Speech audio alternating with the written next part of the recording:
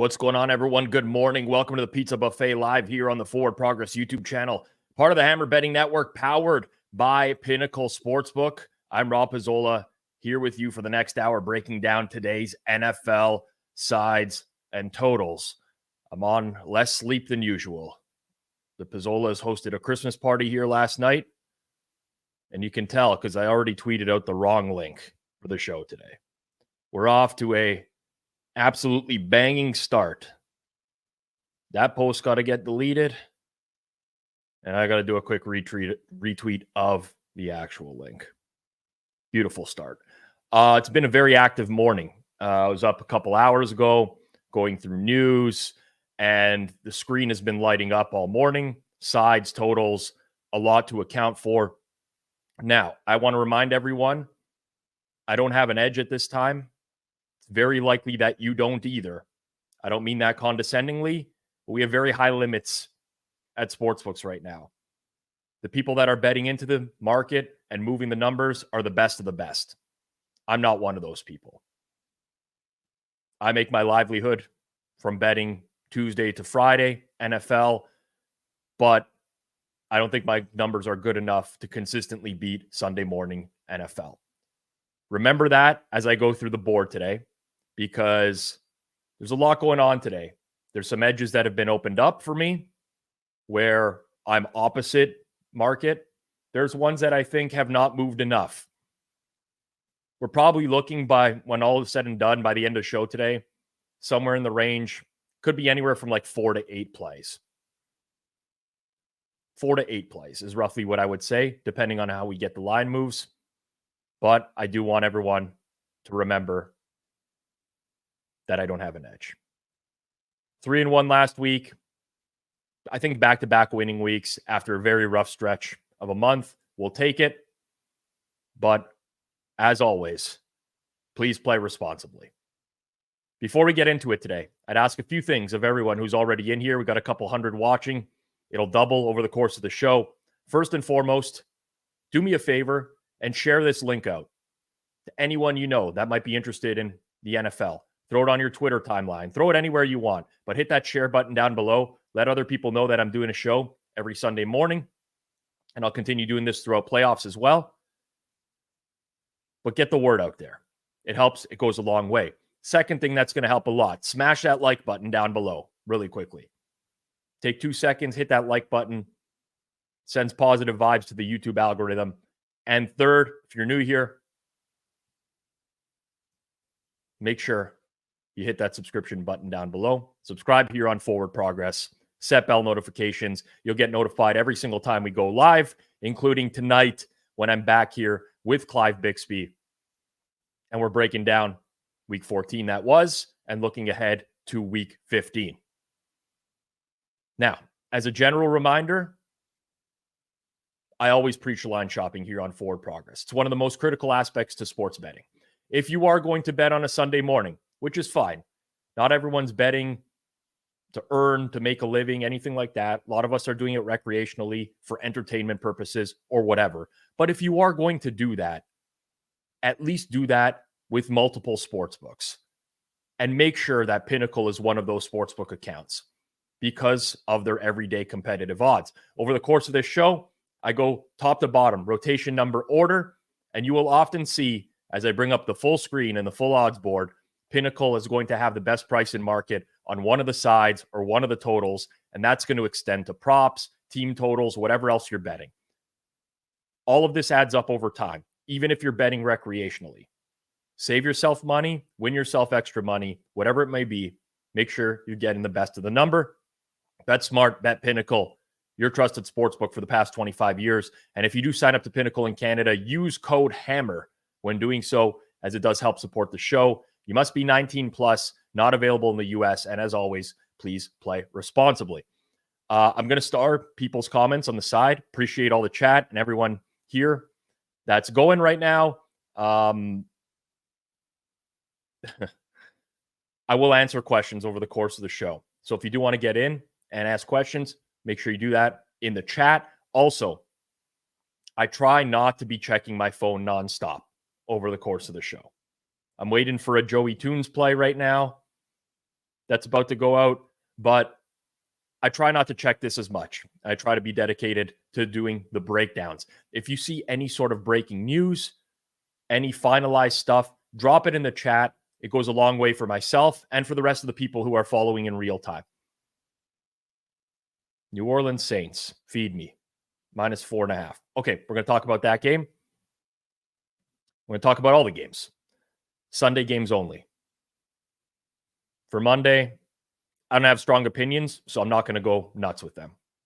But Connor is getting the point right now. He's delivering the information. Saints from Tunes. Thank you very much. Let's get into it. As always, I will pull up betstamp on screen. Give it a quick refresh here to get the updated lines. Easiest way to improve as a sports bettor, like I said, use multiple books, get the best odds. I recommend using an odds comparison tool like Betstamp. Compare odds across every sports book for games, futures, player props. Save time, save money. Check Betstamp before you bet. Download the app today. All right, let's get into it. Jacksonville, Cleveland. This is one of the games where we have seen a lot of market activity over the course of this morning. So it is expected that Trevor Lawrence is going to start today.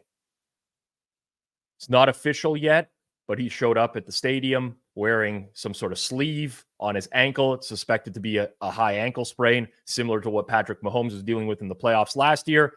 He's going to try to play through it. And you've seen Jacksonville money overnight, essentially, on this game. You've also seen money towards the over, which makes sense. Starting quarterback, that's how the market is going to react. I've talked about this game a lot this week. I like Trevor Lawrence. I think he's solid. However, this is a very challenging situation for Trevor Lawrence. Not only because he himself is dealing with a high ankle sprain, but because he's without his left tackle today, Walker Little. Walker Little moved to left tackle when they lost Cam Robinson to a knee injury and put him on IR. So you're going to have a third string left tackle for Trevor Lawrence. You have Christian Kirk now on IR with a groin injury. And they don't have a ton of depth at receiver. Jamal Agnew's also on IR. I think it's going to be rough for the Jacksonville offense altogether. I'm going to go ahead. I don't know if this is the bottom here, to be honest with you people. I'm not quite sure if this is the bottom on this game. Might still see some more Jags money when Lawrence is ruled in. But to me, this is a good enough price to play Cleveland -1.5, -105 for $75. As the Pinnacle total keeps moving up here as well, through 37 up to 37.5. But I think this is a good enough price to play the Cleveland Browns. Weather, not going to play a huge factor. A lot of these games this week, the weather report from earlier in the week, which is why I've talked about this ad nauseum before, did not hold up over the course of the week. It's possible that it rains today. It looks like it's going to miss Cleveland. Winds 10 to 15 miles an hour. Nothing crazy. But Jacksonville's offense, for those reasons that I mentioned, I think is going to struggle. On top of that, they just can't run the ball. Ordinarily, okay, if they could hand off, give it to someone, give it to ETN, he can move the chains, I'd be okay with that.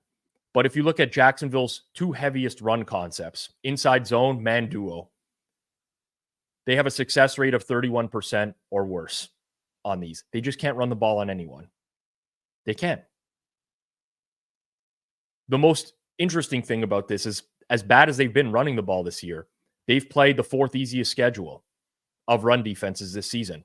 So now it does fall on Lawrence to do something through the air against a Cleveland Browns defense, which, whether or not you believe in the home road splits, I think it's important to mention them. Because in home games this year, the Browns have allowed the lowest points per drive in the NFL, 0.79 points per drive. They've allowed 3.4 yards per play at home this season.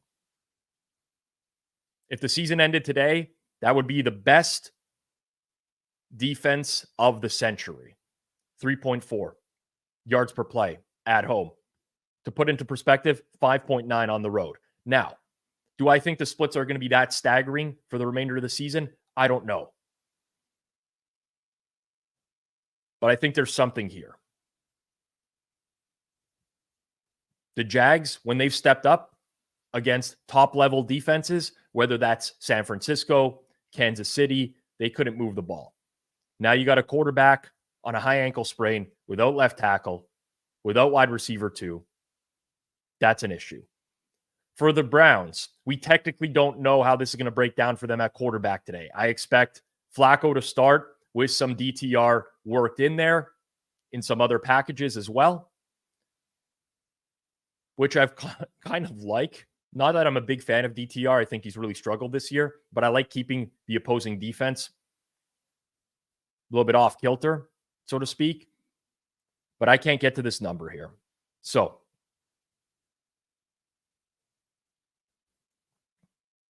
here we go. Cleveland Browns. All right. I see what's going on in the chat here. I don't really need to get into it.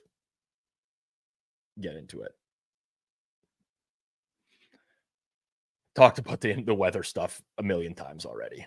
I've talked about it. All right. Keep on moving along. Game number 2. Rams Ravens. Current market, Rams Ravens, 7.5, kind of where it's been pretty much all week. Money on the over this morning. I think I woke up and this was at 40. It's been bet up to 42 over the course of the last hour here as well.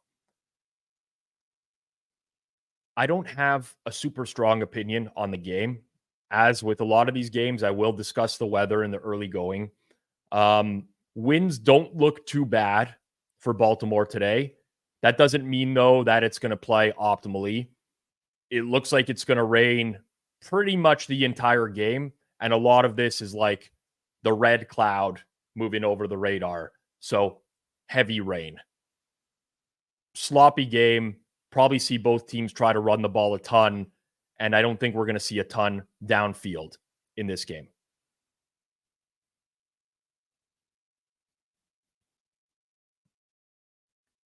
Now, typically speaking, in bad weather, I think what tends to happen is you tend to reduce the gap between the teams. If this was played in optimal conditions, I'd almost certainly lay 7.5 with Baltimore. I think with the Rams, I mean, you got to give them credit for this little winning streak. But they came back against Seattle after Geno Smith got hurt. Drew Lock came into the game. They moved the ball very successfully on Arizona. And then last week, they beat a quarterback that hadn't been in the league. Signed in the week of, in Joe Flacco. So things have kind of worked out in their favor. This is a huge step up in class now. Huge step up in class. But what has worked for the Rams in recent weeks on defense is that they've been able to limit explosive plays. Explosive play categorized as a 12-yard rush or a 16-yard completion. And if you look at the past 3 weeks, they're 5th best in limiting explosive plays. Prior to their bye week, they were 5th worst in the league. So they can compete when they're not getting burned deep down the field. And this is one of those games, in my opinion, because of the heavy downpour that you're going to have throughout this game. I still think Baltimore's very likely to win. They have the mobile quarterback. They're used to these types of conditions. I mean, candidly, when they have stepped down in class this year, or when they've played teams at home, they've slaughtered some of them, the Seattle Seahawks, Detroit Lions, whatever. But I'm just not comfortable with this game at all. So, long-winded way of saying I got nothing. The Baltimore teasers will fall into a category of the Wong teaser, right? Low total, you tease through 7 and 3. but I think that this is a higher variance type of game. This is it's a tough one for me. I'm just not going to have a lot of action on this one today. Plain and simple. I like to play teasers when I think more of the like a lot of people who play the Wong teasers, especially the ones like right at post, they're going to play them because of the efficiency of the market, right? Now, the market is very efficient in the NFL, but there are games where there are less unknown quantities than this one.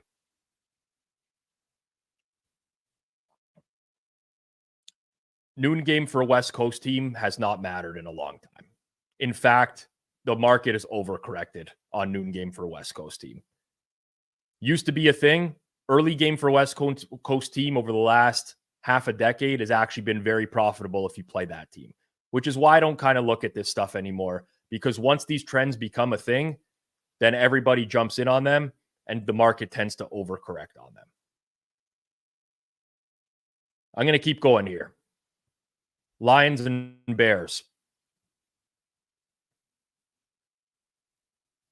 Okay, probably going to have something here. I don't like playing like the worst price in market or the worst price you're going to get all week, but I'm doing this based off of my numbers right now. And the reality is if I had awoken today, not had a bet on this game, I would bet the Chicago Bears +3 +100 for $60. Bears +3 +100, $60. Of note as well, what happened early in the week here, total got bet down a bunch, and now it's back up above 44. Again, another game where the weather has significantly changed over the course of the week. It's going to be a dry game, 10 to 15 mile an hour winds. You might have some wind gusts up to 20 miles an hour. That could impact some deep throws, but for the most part, this is no longer a game that is expected to be impacted by weather. Of note, and I think a big one, the Detroit Lions will be missing their center, Frank Ragnow, today. He left last week's game with a knee injury. He showed up on the injury report this week with knee, back, toe, whatever. He didn't practice. He's out today. He's been very, very solid for them at center, both in pass blocking and run blocking. When he left last week's game, they had to shuffle up their O-line against the Saints, and things fell apart for them on offense. Now they've had a week to prepare, but the Bears defense is actually solid right now. And when I say solid, I actually believe that they're an above average defense, especially for this matchup against the Lions. If we go back to a few weeks ago when these teams played, I talked about this and the same handicap applies.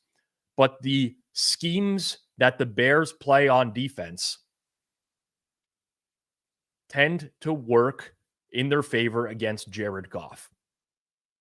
And in particular, the fact that they rotate in some cover two.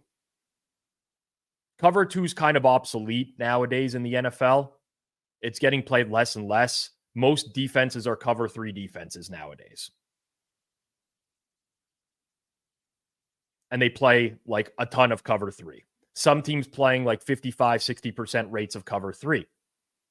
And then they mix in some other stuff, but you don't see a lot of cover two. And the reason why I mention this is Jared Goff's EPA against cover two this year is negative 0.54 per play.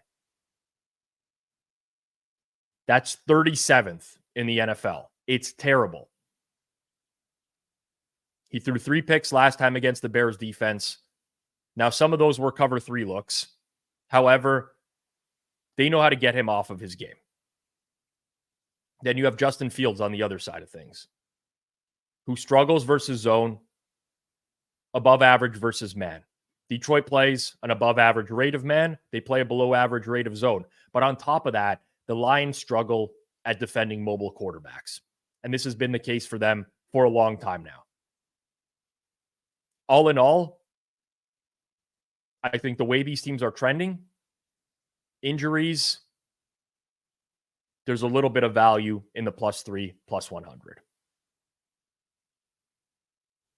Keep it moving.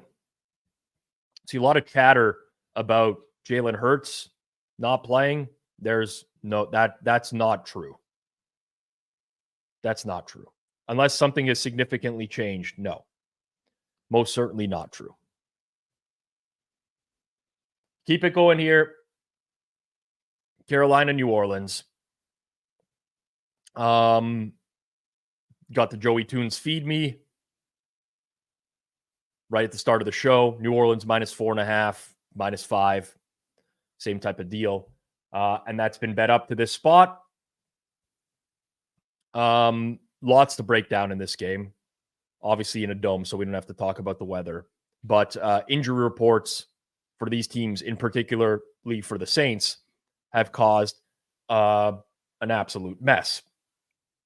I'm going to go ahead and I'm going to play the under 39 -107 for $60 as well. So 3 plays already in 4 games. But I think this number is just a bit too high. I don't really love playing these types of totals in like optimal conditions inside the dome, no weather. But I think it's justified in this case between these two teams today because of the way that I see this game playing out. Carolina, we'll start with. Obviously, the offensive line has been an issue for them with Chandler Zavala, Austin Corbett on IR, left guard, right guard. Their center, Bradley Bozeman, he did get a full practice in on Friday and is listed as questionable, but I assume he's going to play in this game. But in terms of the under, you have this healthy secondary now for Carolina, where for the majority of the year, or at least half the season, you had guys on IR. It was a complete mess. So we now have that healthy back end for the Panthers, which helps them eliminate a lot of the big plays. But on the other side of things, it's New Orleans, right? Michael Thomas IR. Rashid Shaheed, 3 times the MP. Taysom Hill not going to play today. Chris Olave playing under the weather. It's pretty disastrous for the offense. Now, what does Carolina not do well? They do not defend the run well. 4.2 yards per rush. They suck in terms of giving up yardage after contact, which has been an issue for them all year. This is going to be a steady Alvin Kamara game. You got Derek Carr, who passed protocol. By the way, like the protocol stuff, they've just thrown it out. Remember early in the year, you got a concussion, you basically weren't going to play the next week. That was the deal, right? Concussed, you're never going to clear. Now everybody just clears protocol same week. It's like, playoffs are coming up. These games are a little bit more important. Got to clear protocol. Derek Carr is going to play. Cleared his concussion protocol. He's dealing with a massive rib injury. I don't think you're getting a lot of downfield shots in this game. I think a lot of things underneath. But more importantly for me with this under, Carolina's offense. Like they're not even close to resembling an NFL offense. They put up 4.1 yards per play last week. That was their best output in the second half of the season. They can't move the ball. I lost on the under last week in Carolina's game because I had to sweat a 2-point conversion. Tampa Bay takes a penalty. Carolina converts the 2-point conversion from the 1-yard line. But they're terrible. Doesn't matter who's coaching. Doesn't matter who's calling the plays. They don't have an offensive line. They don't have a quarterback. They don't have a good receiving core. What they did really well, but they ran the ball at a 56% success rate last week against a team that was decimated by injuries on defense. Linebacker injuries, their top cornerback, Jamel Dean, and Carolina still only put up 18 points. I'm not a fan of the Panthers offense at all. Playing the under in this game. All right, keeping it moving here. And we're going to the Tampa Bay Buccaneers and the Atlanta Falcons as a little bit of money starts to come in on Tampa Bay here. Pinnacle -1, -117. Most of the market is 1.5. Total got bet up to 41 over the course of the week.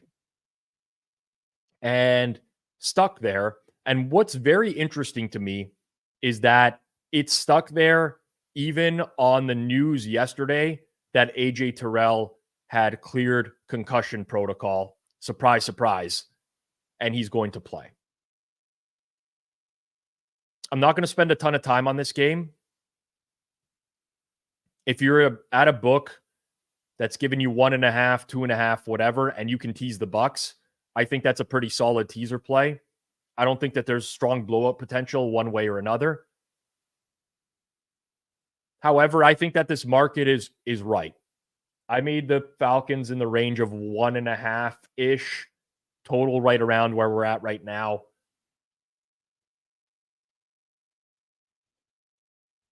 It's not a great matchup for Baker. Baker wants to play as many cover 3 looks as possible. That's been his bread and butter all season. Cook and cover 3. Atlanta plays it at the 23rd rate in the league. It's actually probably a decent matchup for Desmond Ridder. Tampa Bay plays cover 3 at the 8th highest level in the entire league. And Ridder, I mean, if you look at his EPA per play against every scheme, it's pretty much terrible again, unless it's cover 3 and quarters. That's what the looks he wants to see. So we'll see if Todd Bowles switches it up a little bit overall. But not a ton to do here, honestly. You can learn some things from the first matchup between these two teams, which ended 16-13, was not indicative of at all of how the game went. Atlanta should have won by a much wider margin. They averaged 6.3 yards per play. They had 3 turnovers inside the 20-yard line. But some things have changed since then. Grady Jarrett is out for the Falcons, which has been big on their defensive line. And when you add in the fact that David Onyemata, their nose tackle, is out today as well, that's 2/3 of their defensive line from when these teams last played. I think Tampa will have more success on the ground than they did the first time around. And also, even with AJ Terrell playing, Jeff Okudah, Mike Hughes were both banged up, both listed as questionable on the injury report. It's not inconceivable that Tampa moves the ball through the air as well either. So no strong opinion on this game, honestly. I think this one is fairly priced. But I guess depending on your pool price is like what I would bet. So if you have to pick every single game on the board, I don't know, 1.5, take Tampa Bay. 1, take Atlanta. Vita Vea, not announced yet, but 3 times DNP, which usually, not always, but 3 times DNP usually does not bode well for your status in the game. Okay. Next game here. Colts and Bengals. A lot to break down in this game. First and foremost, again, weather was thought to be a problem early in the week. It's not a problem. It's dry. It's not windy. This is why the total immediately got bet down and has since been bet all the way back up to 44 with value. With a lean to the over. Most interestingly for me is we're now out to 2.5 Cincinnati. Got a Joey Tunes feed me play on Cincy. I think the 3rd week in a row that's happened. Some sports books out to 3 in this game as well. One-way Cincinnati Bengals action. I'll throw my hands up in the air here in terms of I don't know what Jake Browning is, and I'm not going to be the one that attempts to guess it. His performance on Monday Night Football was unreal. His performance prior to that against the Steelers was disastrous. Something changed for Monday Night Football. They got T. Higgins back. They threw downfield a lot more. He killed the blitz.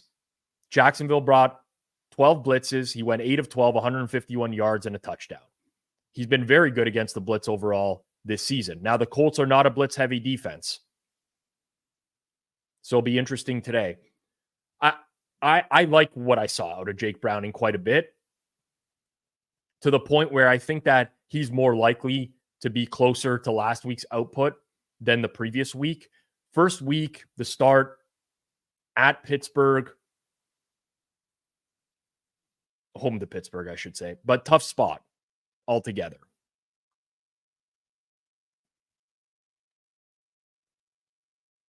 This one, I don't know. I'm looking for the opportunity to like fade the Colts at some point. Shane Steichen has done a great job there, getting the most out of Gardner Minshew, getting the most, honestly, out of a defense that is just void of talent. We'll see if Juju Brents plays this week. He returned to practice this week.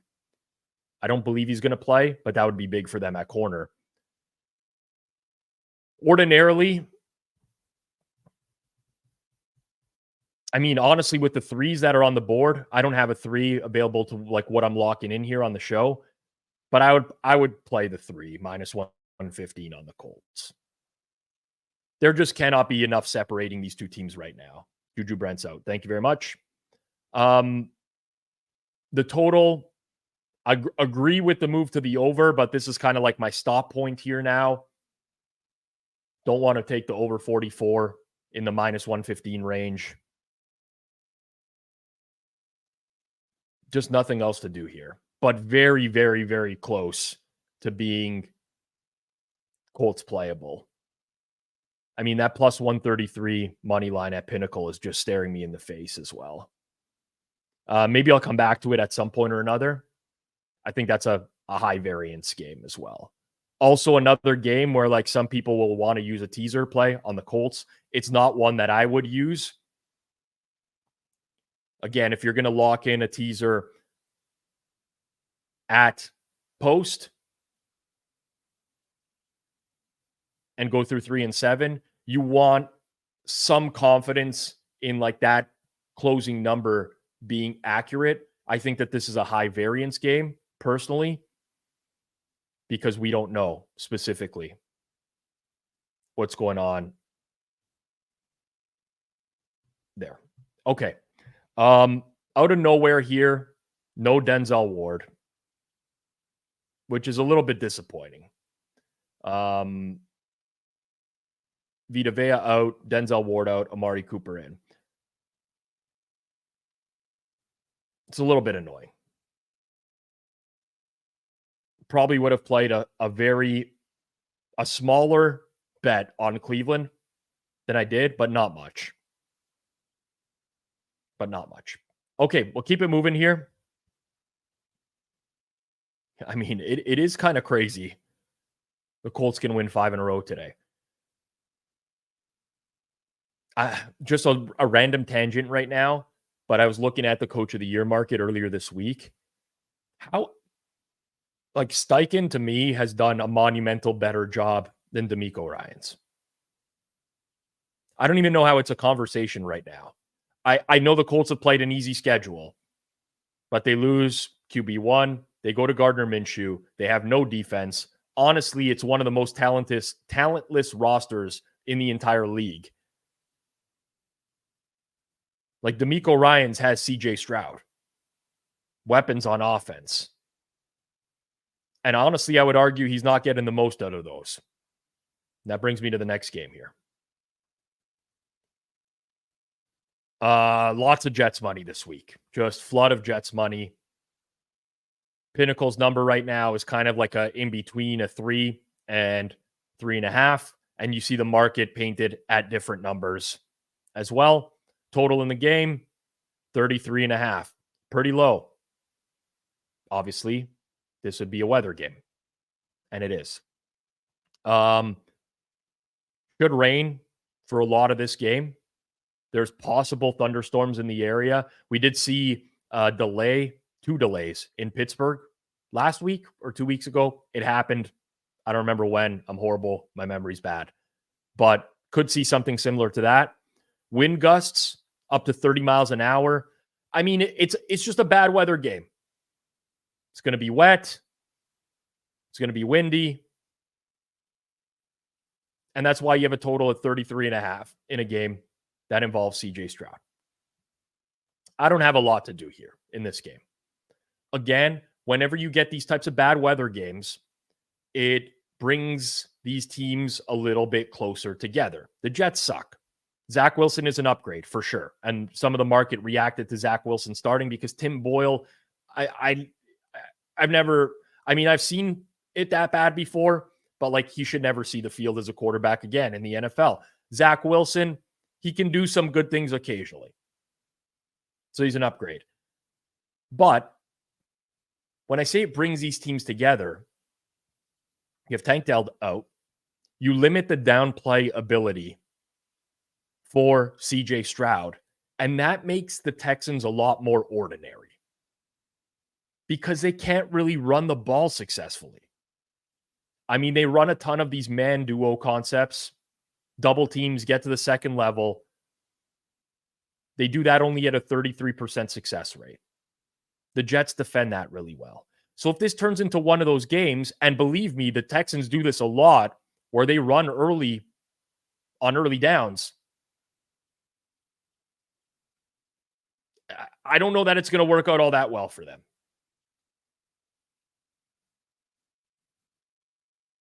If this game is condensed, it favors the Jets, who are better at the line of scrimmage, at least on the defensive side of the ball. Offensive side of the ball, I mean, again, Wes Schweitzer's out. He got activated off IR last week. He played. Now he's out again with a calf injury. The right tackle, like fourth string tackle, Carter Warren, has a hip injury, had a limited practice on Friday. Breece Hall's banged up. Like, it's ugly for them as well. Don't get me wrong. But I totally understand why the market has settled to where it is right now. I don't find this game to be particularly appealing. The last thing I'll mention on this game before I move on, and I would not bet it right now, is that the Texans have been playing a lot of home games in a row recently. It's been 3 in a row. Typically speaking, talked about this a little bit before, but when you see teams play 3 straight home games, the likelihood that they are going to look better than they are is high. Relative to if a team went home, road, then you get like more of a balanced opinion. But 3 straight home games, typically speaking, you're going to be a little bit overvalued. Now, whether or not that's the case at post here, I can't tell you because it's been all money against Houston this week, but that's something to keep in mind. Keep it going. That was the last of our early games. So just a quick recap really quickly here on what we've got in the early games. Chicago +3, +100 for $60. Cleveland -1.5 and under 39, which in a Carolina game, which was actually the only loss right here on the right side of the screen last week. Seattle, San Fran. Okay. Penny coming very close to hitting 14. Some other books have already moved out to 14. Total in the game this morning has been bet down from 46.5 to 45.5. And obviously this is related to some news. And the news is that it's very likely Drew Lock is starting today instead of Geno Smith. Now, 49ers are going to score in this game. Why do I say that? Because the 49ers, when they're healthy, they score against everyone. I mean, their right guard is injured. Spencer Burford. That's it. Elijah Mitchell as well, which just gives you more Christian McCaffrey. But when they're fully healthy, Trent Williams, Deebo Samuel, they basically put up 30 plus on everyone. It's what they do. Brock Purdy, I don't want to say Brock Purdy is like indefensible. That's not what I mean. But the Shanahan offense excels against every type of coverage. There's not like one specific look you can throw at them where they're like, this is the way to beat the San Fran offense. They figure out ways to score. They'll do that.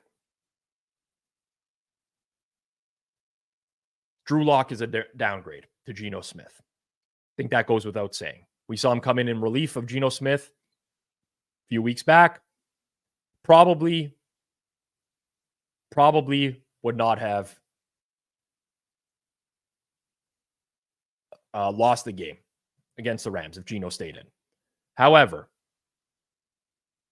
Geno Smith is 0-3 against the 49ers in the regular season. All 3 losses in the last 2 years. We've seen those games. In terms of EPA per dropback, those 3 losses were 3 of Geno Smith's worst 6 regular season games over the past 2 years. Geno cannot beat this defense. He can't. In fact, I had some interest in early San Fran. However, Drew Lock is more of a relative unknown against this defense. I'm not suggesting Drew Lock is better than Geno Smith. Again, just wind it back. Drew Lock sucks. But when you have this Geno sample of hundreds of plays where he cannot move the ball against this D, they have him figured out. I don't know that it can get that much worse. If it gets to 14, Seattle is the play, in my opinion, at least for your pool picks or whatever. I really, really want the over in some capacity just because I'm so confident San Fran's going to score. But I think the price is fine where we're at right now. I think the price is fine. Keep it moving along here. Minnesota and the Raiders. Okay. Current market, 3 minus 112 at Pinnacle. Some books have moved off 3. Get the 2.5s. Total is at 40.5. I gave out the Las Vegas Raiders as my best bet on Wednesday's Forward Progress show. One thing has changed since then, which I did not expect. Left tackle Colton Miller is out with a shoulder injury. He's a very good offensive lineman. It's important. It affects my number on the game. It doesn't affect the Raiders as a play. It just affects the bet size. So it goes to basically a half unit at this point. My expectation is that Max Crosby is going to play. I'm locking this in with imperfect information, but the expectation for me is that Crosby got in a limited practice with the knee injury and will play. Obviously, the big news here, Minnesota gets back Justin Jefferson. Lots of fantasy implications, great player, big upgrade. I get it all. But even with Justin Jefferson in, I can't get here. Now, there's a lot of talk this week. I think there's a lot of split opinions on this game, and that's fair. There's a lot of split opinions on every game, every single week. And honestly, if I wanted to make an argument for any team in any week, I could. But the big Minnesota arguments are how Aiden O'Connell has fared against the blitz this year, which has been bad. Whichever metric you look at, success rate, EPA, PFF grades. And we know Minnesota, Brian Flores, likes to blitz, bring different looks. That could cause some confusion. But Aiden O'Connell has actually been very solid against cover 2 and cover 3 teams. Where he struggled this year is against teams that play heavy man looks. That's where his success rate plummets, his EPA per play plummets. And if we look at how Minnesota breaks down as a defense, they don't play a lot of man. They play the 25th rate of man in the league because they don't have the corners to be able to do that. They play the 9th highest rate of cover 3. They play the highest rate of cover 2. That's a type of defensive scheme that O'Connell has had success against. I'm not suggesting he's going to put up 35 points today or anything like that, but I think it offsets some of the bad numbers against the blitz. On the other side of things, Dobbs is actually the opposite. Very successful against man. Very successful against cover one, which is like a man zone mix. But his numbers are deplorable against heavy cover two, cover three, quarters defenses. And that's what the Raiders do. They play a lot of zone. They keep a lot of things underneath. That takes Josh Dobbs' legs out of play, which are big. And that forces him to work methodically downfield to score.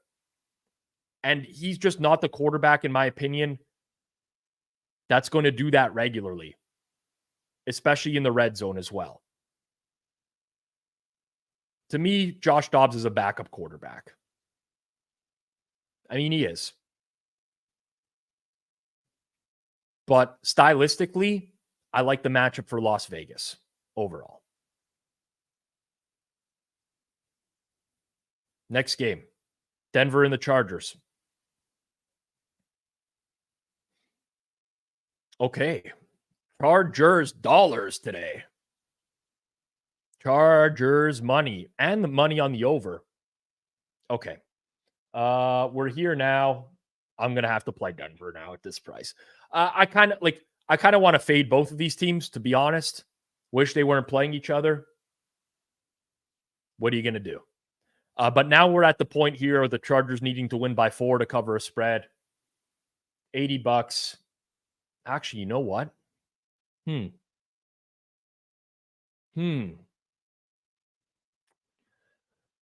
Let's do this. Let's play both the under and Denver for $50 each. The old double dip. I think both are playable right now.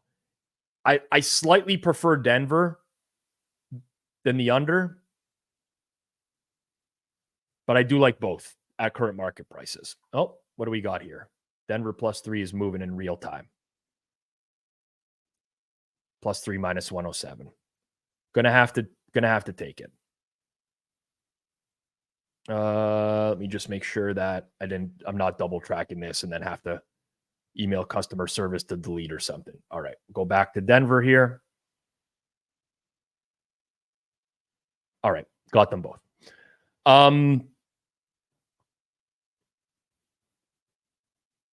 Where to start? Could go anywhere. Yeah, I mean, the Chargers offensively. Let's start there. They've shown nothing for a long time. Mike Williams with the ACL tear on IR. Josh Palmer on IR. These have been monumental issues and injuries that they can't overcome because it leaves them with just Keenan Allen and it makes them too easy to defend. Now, if I had to guess as to why, I mean, it's kind of dumb, but if I had to guess to why the over took a little bit of money today, there was some announcement that Josh Kelly and Isaiah Spiller will get a lot more looks over Austin Eckler. That's actually a little bit scary because Eckler's got something going on. Either he's injured, he's cooked, I don't know what it is. But they don't have much offensively.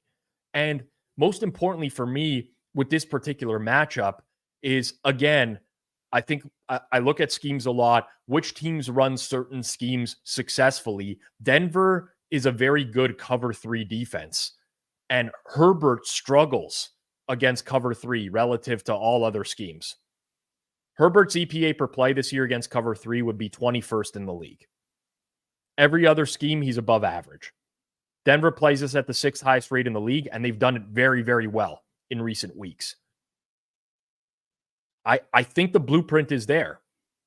The Patriots showed it last week. Right? Now, the Patriots are a better defense than the Broncos overall. But I just don't see the Chargers consistently moving the ball with this group of weapons that they have offensively. On the other side of things, I don't like Denver. I don't love them. But at some point, you reach a buy point on a certain team. Denver has gotten lucky. The first time, they've gotten lucky in the form of turnovers, right? Both offensively and defensively. Seems like every single fumble goes their way, one way or another, until last week when they had a -3 turnover margin. But they had a -3 turnover margin last week. They still had a chance to beat the Houston Texans. Russ throws the pick in the pick in the end zone on third down. But there's just not enough separating these two teams, with a very diminished home field advantage for the Chargers, for one. And the fact that I think that they're going to struggle to separate. The Broncos offense, they'll do what they do, dink and dunk, run the ball a little bit. It's not a lot of explosiveness altogether. Long, sustained drives, punt, play field position, whatever.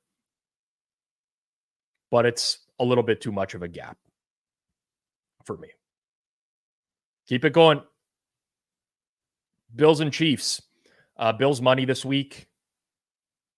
Down to Chiefs. -1.5. Total's been bet up a little bit to 49. I wish I had more of an opinion on this game because it's a great game, but I think the number in the game is totally fine. You do get a healthy Bills team now. Dawson Knox back. So it's just the IR guys, Trey White, Matt Milano, Daquan Jones. The injuries to Kansas City are crucial. They get Nick Bolton back, middle linebacker. That's big for them.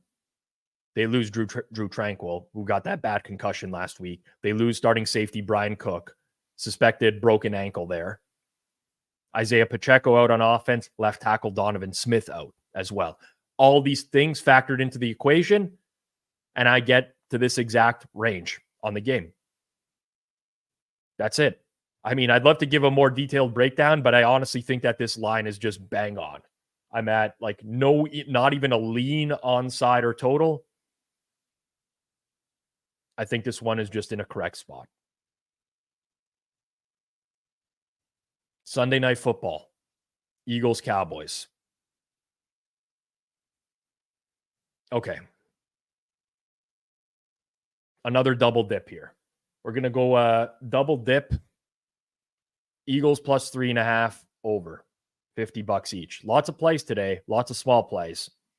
Both of those are going in. This might not be the bottom for the total. So I just want to point that out. I'm doing a show 11:53 a.m. I would never actually bet the 51.5. If it goes back to 52, 52.5, you're not losing much. If it goes to 51, you're gaining a little bit more. So I would just wait on that. It's square. It's the prime time over. You can give me all the reasons why you don't want to bet it or whatever. But this is a matchup that's just straight up conducive to offense.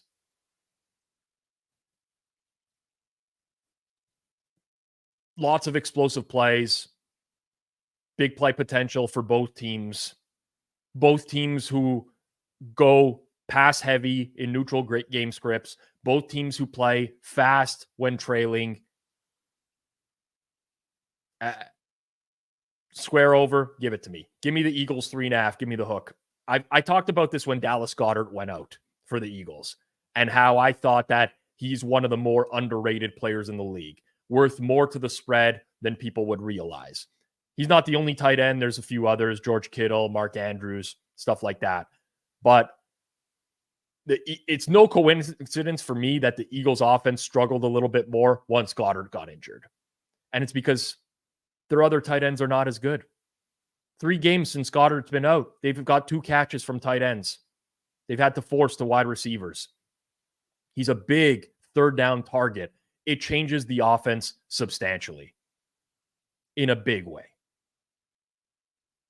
Philly's defense is bad in the secondary especially, but not only in the secondary.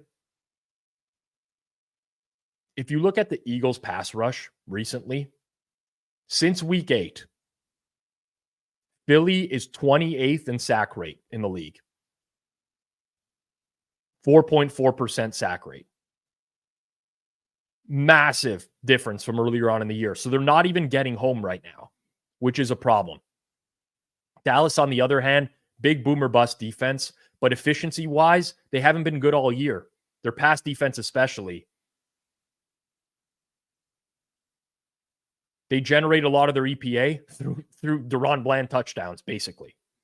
But they give up a lot of big plays as well. So I see a high scoring game. Cowboys fan here. 31-28 Cowboys final. Who says no? Who says no to that? Quick recap of all the games today, and then I'll just quickly go through the numbers one more time and see where we're at with everything.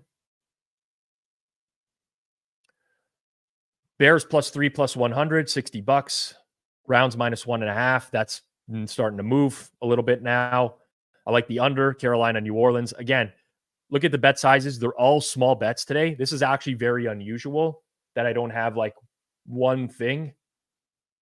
Denver, I guess, is the biggest edge I have right now. But because I also had an edge on the total in the game, I opted to just reduce bet size a little bit. Las Vegas +3 -112. Denver in the under, Eagles in the over. 1, 2, 3, 4, 5, 6, 7, 8 plays today. 8 plays.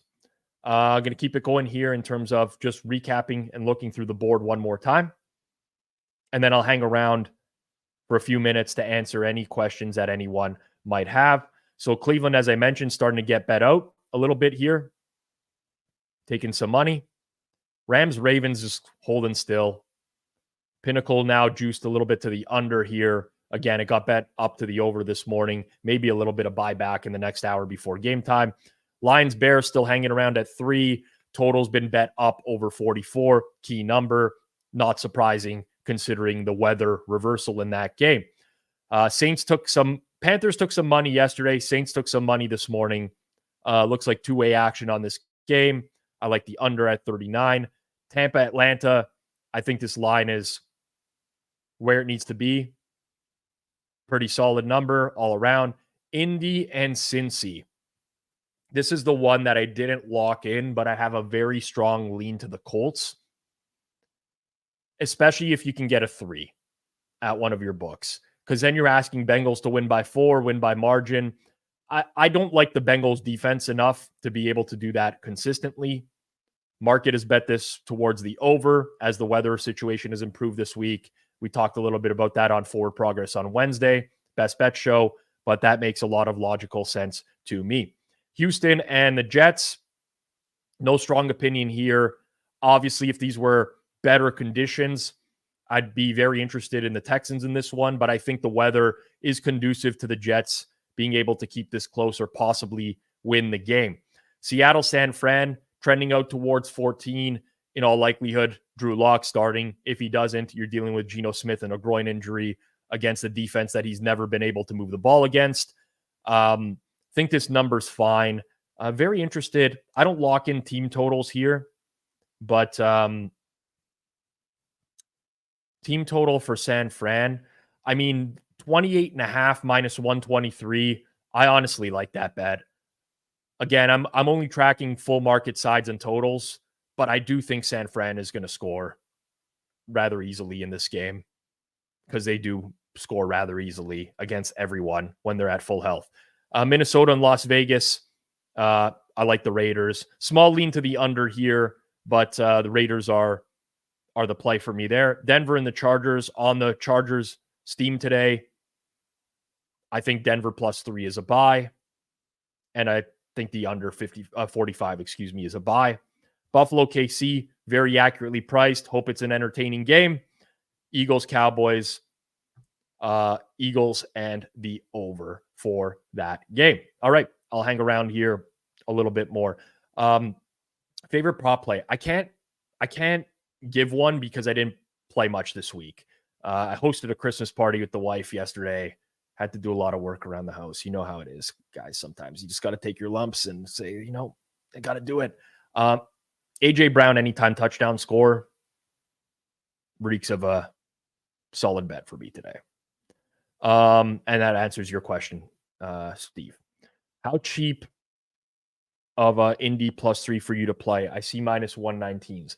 Okay, so technically, if I bring back the odd screen board here, technically all these numbers are playable for me on Indianapolis. I've talked about this before, right? How I assign a confidence level to the bet as well. I don't love betting games where it feels like a complete guess to me. And that's what Jake Browning feels like. Subjectively, I really liked his game last week. Like watching that game back, very poised, did a lot of things right. Technically, all these Colts numbers are on my side of the number. But I'm a little bit scared in terms of not accounting for Jake Browning properly. More upside with Texans defense or Packers defense this week? Well, in terms of upside, I think it's the Packers defense because the Texans defense total's lower, but you're going to get more of like a rush first type of game. I think the Packers are more likely to score a defensive TD off of DeVito because DeVito takes a million sacks, a billion. You could put a B in front of it. He just stands in the pocket and takes sacks. They run their scripted drive. He throws downfield a bunch, and then the rest of the game, he drops back and he's deer in the headlights and takes sacks. Betstamp is betstamp.app on desktop. Should I hedge my Bills futures with Chiefs money line today?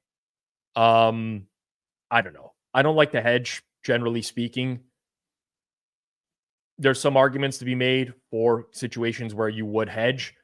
However, you're going to kind of have to do this every week, right? Like the Bills, they might not need to win out, but they can't afford to lose 2 games. In fact, like if they lose 1, it's an uphill battle. So you're going to just get into this conversation for every single week if you're doing that. Can you show us where you locked in the plays? Yes, one more time. My picks. Bears, Browns, Carolina, New Orleans under. I'll keep this up on screen. Oh, I didn't even bring it up on screen. How about I bring it up on screen? That would work. Bears, Browns under, Las Vegas, Denver under, Philly over. And again, these are all available if you track Rob Pizzola on Betstamp. What do you think of Cleveland's passing game today? I don't know, really. Flacco played very well for 3 quarters last week and then fell apart in the 4th quarter after that bad interception. But he's shown he can throw it downfield. Amari Cooper's in the game. They'll probably have some weird packages for DTR. I don't love it, but I think it's serviceable.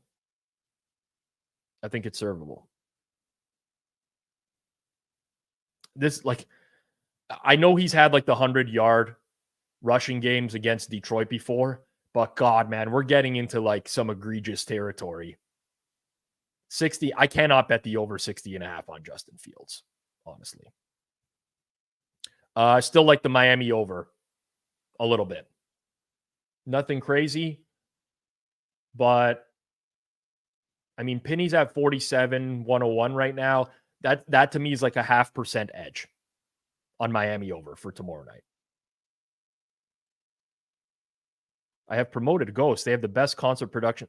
Guys, all right. This has nothing to do with football. The band, Ghost. Ghost is like a pop metal band. Very weird. Fake like satanic stuff. It's not real. If you ever have a chance to go see Ghost in your life, even if you've never heard them or listened to them before, go see the show. It's amazing. Like there's some bands I'll never say like go see this band. Don't go see a Dream Theater show if you don't listen to Dream Theater because they play in weird time signatures. Like, you know, don't go see a Mastodon show if you don't like Mastodon. But Ghost is very, very widely appealing. Check it out.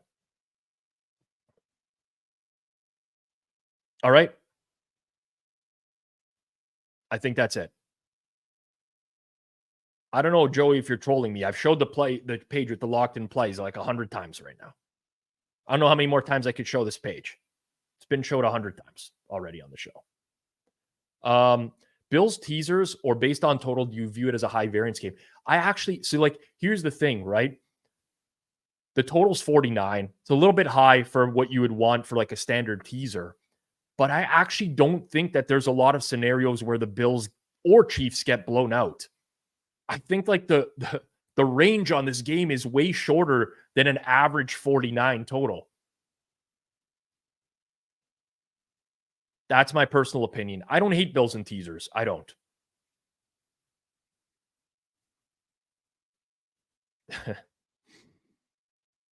All right. I think that's it. Appreciate everyone who joined in. Last ask before you leave. Smash that like button down below. Goes a long way promoting our channel. YouTube likes that shit. So hit that like button down below. If you're in Canada, make sure you check out Pinnacle. I brought up the odds on screen for the entirety of the show. Don't be an idiot. I'm serious. Like 5 cents matters. No matter what you're betting, it all adds up over time. Make sure that you're line shopping. Make sure you're using Pinnacle and use code HAMMER in Canada if you do sign up. You won't regret it. Great product, great customer service, great people, great odds. It's beautiful. It's beautiful. Last thing, tonight, I'm back here, 8 p.m. Eastern time. Make sure you hit bell notifications. You'll get notified right when I go live. Clive Bixby is back. He was sick last week. He's back in the co-host chair. Me and him will review all of today's action, and then we will look ahead to Week 15 in the NFL and break down our early thoughts on the Week 15 games. Don't miss it. I'm back here later on tonight. For myself, Rob Pizzola, for my producer behind the scenes, Jason Cooper, this has been another edition of the Pizza Buffet right here on Forward Progress, presented by Pinnacle Sportsbook. Good luck with your bets today, unless you're opposite with me. I can't wish you good luck if you're opposite with me on plays. But generally speaking, good luck with your plays today. I'll see everyone back here tonight. Peace out.